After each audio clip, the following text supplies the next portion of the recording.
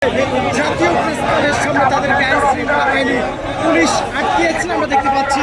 এই মুহূর্তে আইন শৃঙ্খলা বাহিনীর রয়েছেন, তারা ইবতেদায়ী মাদ্রাসার শিক্ষকদের সাথে কথা বলার চেষ্টা করছেন।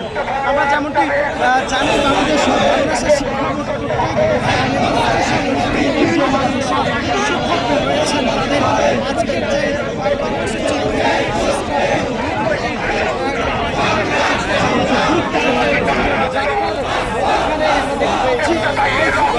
পুলিশ তাদেরকে চেষ্টা করছে।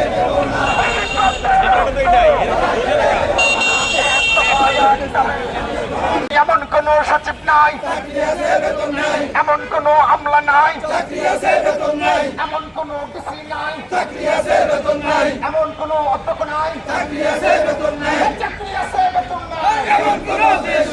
ইবতেদায়ীর কষ্ট বোঝে না তো রাষ্ট্র, ইবতেদায়ীর চেতনা শিক্ষামন্ত্রী বোঝে না, ইবতেদায়ীর বেদনা এক দফায় এক দাবি জাতীয়করণ করতে হবে।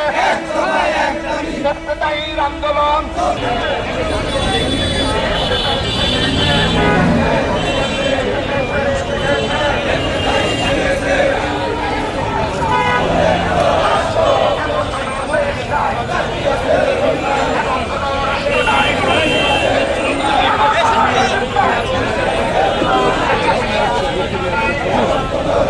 কাপড় পরে প্রধানমন্ত্রীর কার্যালয় অভিমুখে লং মার্চের যাত্রা দিয়েছে ইবতেদায়ী মাদ্রাসা শিক্ষক। এই মুহূর্তে জাতীয় প্রেসক্লাবের সামনে আইন শৃঙ্খলা বাহিনীর পুলিশের মুখোমুখি অবস্থানে রয়েছেন ইবতেদায়ী মাদ্রাসা শিক্ষকবৃন্দ।